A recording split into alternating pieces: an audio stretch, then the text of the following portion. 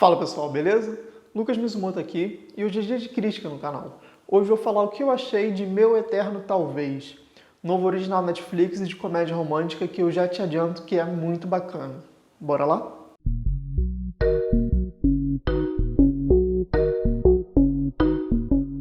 O filme dirigido aqui pela Nanate Kakan, provavelmente eu falei errado o nome dela, mas vou colocar o nome certinho escrito aqui. Conta a história da Sasha e do Marcos, que são dois amigos de infância que, apesar de ter esse laço de amizade muito forte, eles também nutrem uma paixão um pelo outro. No entanto, eles nunca se declararam de fato, e quando eles tiveram a oportunidade, acabaram tendo uma discussão por conta de um momento muito complicado na vida dos dois. Depois disso, eles acabam se afastando, e 16 anos depois eles se reencontram, só que agora com vidas completamente diferentes, né? A Sasha agora é uma grande chefe, né? Uma chefe renomada, uma popstar de fato, e o Marcos é um pé rapado da vida aí. Só que por conta disso, desse reencontro, eles começam de fato a se reenturmar, se reagrupar, e quem sabe resolver essa questão desse amor que ficou pendente lá no passado. Apesar de ser um filme de comédia romântica com um roteiro muito básico, você tem todas aquelas viradas clássicas, aqueles grandes discursos de amor, aquele cara que vai estar entravando o relacionamento, ou aquela mulher que vai estar entravando aquele relacionamento e tudo mais. Todos esses clichêzinhos estão aqui.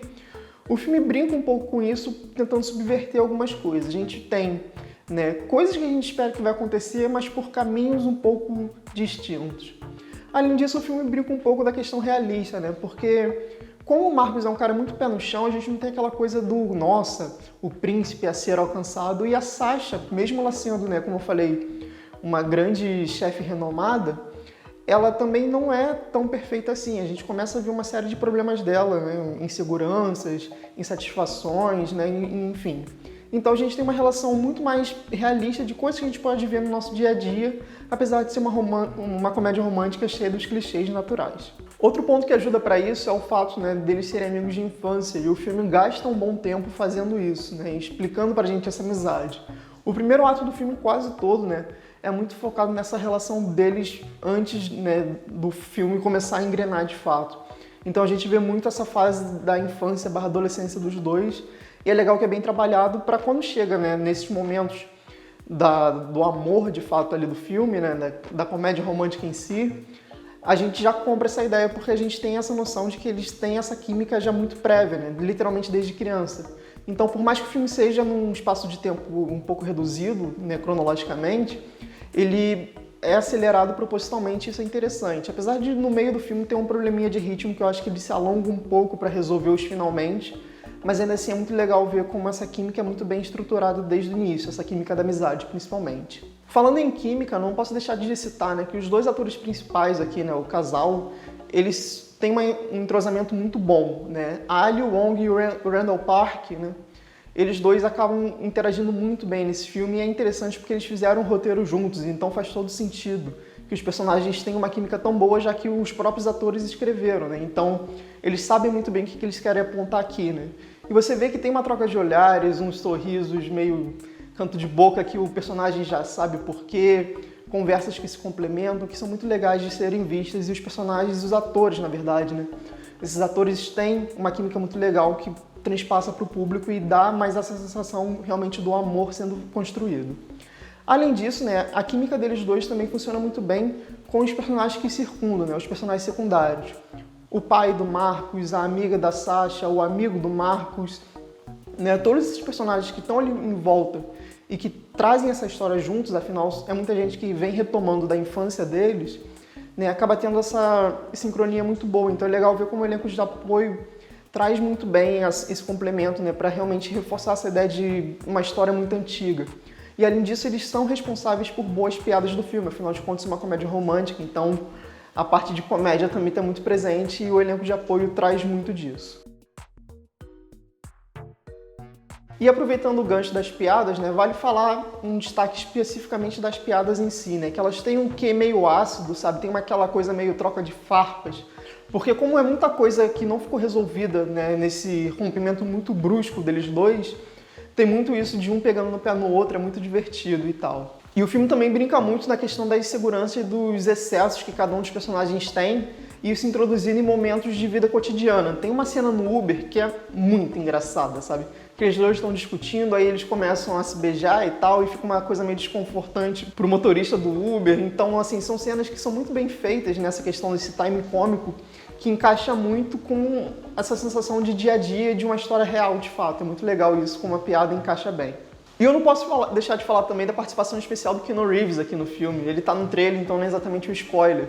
Mas, cara, é muito engraçado quando ele aparece, porque ele é um dos namorados da Sasha, né? Então, e ele é ele mesmo, é o Keanu Reeves. Só que ele brinca muito com essa quebra de estereótipo de, tipo, a pessoa não precisa ser famosona, super bem conceituada, super conhecida no mundo para ser uma pessoa boa. Às vezes ela pode ser uma pessoa babaca.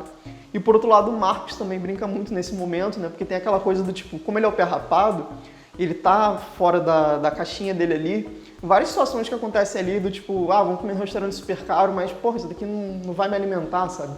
É uma comida super pobre no sentido de não ter substância ali e tal. São piadas realmente do dia a dia, mas que são muito legais e que eu particularmente fiquei pensando que, tipo, cara, se eu vou num restaurante de $6.000 e me traz isso daqui, eu também não iria ficar muito feliz, ia ficar meio puto com essa quantidade de comida. Então são piadinhas bobas assim, mas que são muito engraçadas e tem um timing muito certo para se encaixarem. E por fim, eu não posso deixar de falar da questão racial, que foi um dos pontos que mais me chamou a atenção nesse filme. O elenco, né, é composto basicamente por descendentes de asiáticos, né, de vários países, seja Coreia, Japão, Índia, enfim, por aí vai. E a própria diretora, se eu não me engano, também é asiática, né? Então tem muito essa questão envolvida, só que sem ser forçado, né? Você vê que o filme acrescenta essa questão, né, dentro do seu roteiro, mas de uma maneira que faz sentido, sabe? Complementa a história. A Sasha, ela é uma cozinheira, só que ela é uma cozinheira, né, de comida asiática. E em certos momentos o próprio Marcos começa a perguntar, pô, mas você não está fazendo comida asiática de verdade, isso aqui não representa nossos ancestrais. E é muito legal ver como isso é encaixado de uma maneira muito orgânica e muito necessária. O filme também brinca muito da questão do tipo, asiáticos soando com asiáticos, sabe? Coisas assim. Eles fazem certas piadas sobre essas questões, sobre esses estereótipos. O fato de, tipo, se você é coreano, você gosta de K-pop, coisas assim. Só que de uma maneira muito legal, que faz sentido pra trama e pros personagens, sabe? Desenvolve de fato, não é só jogar um personagem asiático ali aleatoriamente, pelo contrário. Como o elenco todo é asiático, né, complementa muito bem e passa uma sensação de normalidade, porque a vida é assim, cara. Tipo, se você vai numa cidade, provavelmente vai ter um grupo de asiáticos naquela cidade e a vida deles existe tal qual a sua, tal qual a minha, tal qual de qualquer outra pessoa, né?